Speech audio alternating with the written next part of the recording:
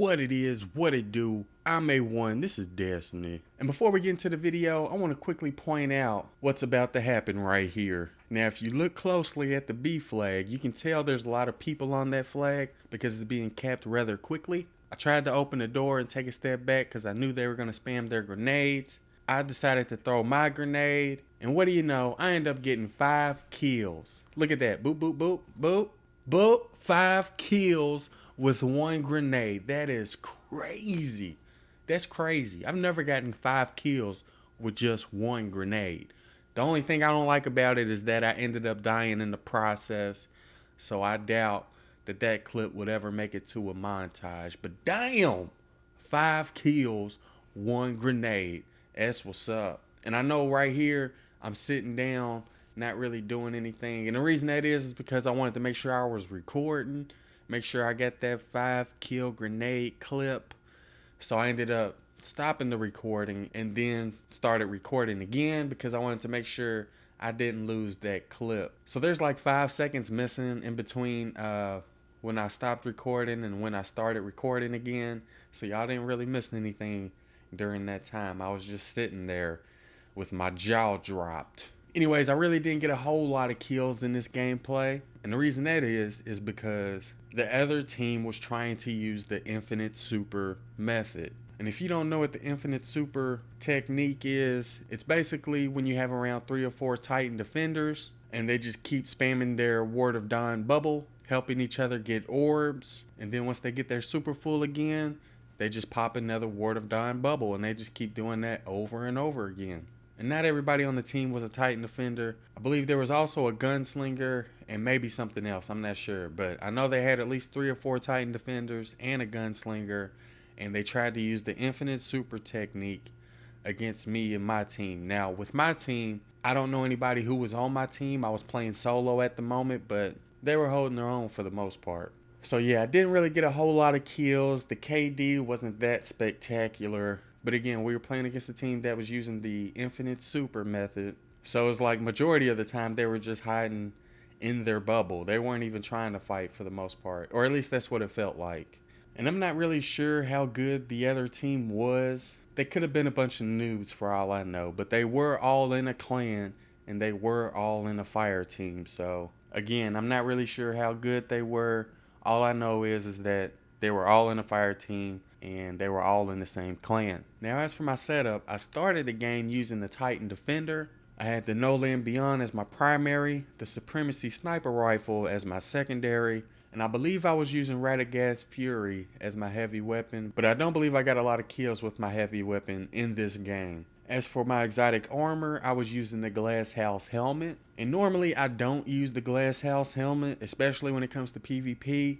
But I was wanting to try something different. With my Supremacy Sniper Rifle, I have the Armor Piercing Rounds perk, which if you didn't know already, allows you to shoot through objects and people. So you can kill multiple people with just 1 shot. Or you can shoot people who are hiding behind walls. And the reason I chose to use the Glass House Helmet is because I also chose to use the Weapons of Light perk with my Titan Defender, which basically allows you to one-shot anybody with the Supremacy Sniper Rifle without having to shoot their heads. So you're able to kill people rather quickly without having to get a headshot. So that was the reason why I was using the Glass House Helmet with the Weapons of Light perk. And although I started the game with the Titan Defender, I did eventually end up switching over to my Striker Titan after I noticed that the other team was trying to use the infinite super technique. Now when it comes to the Crucible, I hardly ever see other teams use the infinite super technique. I think the entire time I've been playing PvP, I've probably seen it maybe 2 or 3 times. So in my experience, it really doesn't happen that often.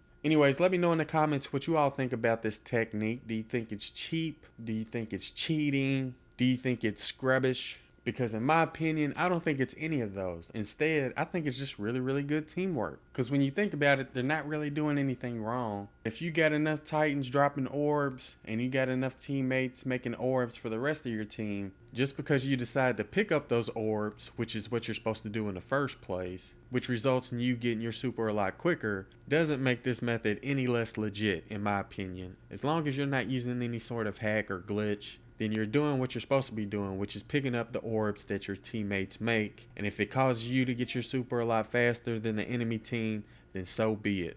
So yeah, let me know in the comments what y'all think about your team using the infinite supers, as well as the opposing team using infinite supers. Do you think it's cheap, or do you think it's a legit tactic? Now, unfortunately, up to this point, I've never played in a fire team that attempted to use this method. But again, if my fire team did want to use this method, I would not be opposed to trying it out. Now, obviously, when you're using the infinite super technique, you should be greatly increasing your chances of winning, because obviously if everybody's using their supers, not only should it be easier to be able to control the flags, but it should also be easier to get a lot of kills, especially for the gunslingers on the team. But the reason I think this team was failing at their infinite super technique is because they were only able to control one flag at a time. They would spam their bubbles over the B flag, and then once they took control of B, they would work their way back to the A flag, and once they got to the A flag, they would obviously cap it, but they would leave the B flag wide open. So every time they would move away from one flag, our team would take advantage by capping that flag.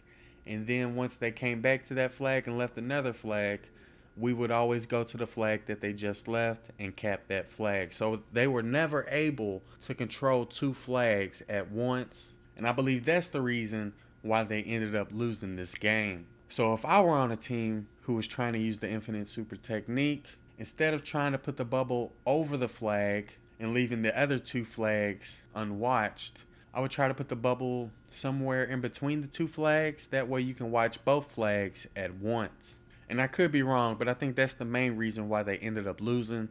They were only focusing on one flag at a time. Now, in my opinion, if you ever come across a team that's using this technique, I would heavily recommend that you switch over to your striker if you're playing as a Titan.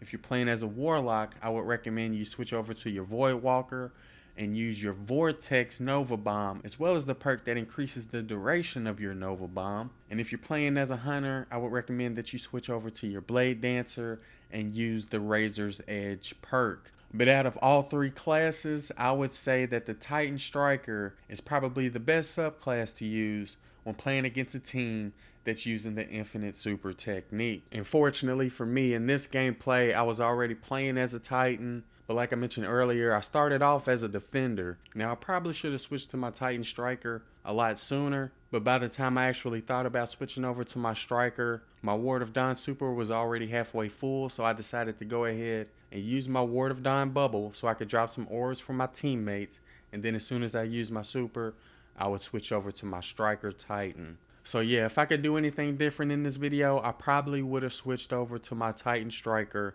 a lot sooner. But yeah, I didn't really get a whole lot of kills this game. I got a pretty decent KD, considering we was playing against a team that had infinite supers. Another thing you want to do is keep an eye out for their gunslingers. If you ever hear them using their gunslinger super, or if you ever see a gunslinger, I would recommend that you just go ahead and get out of the way.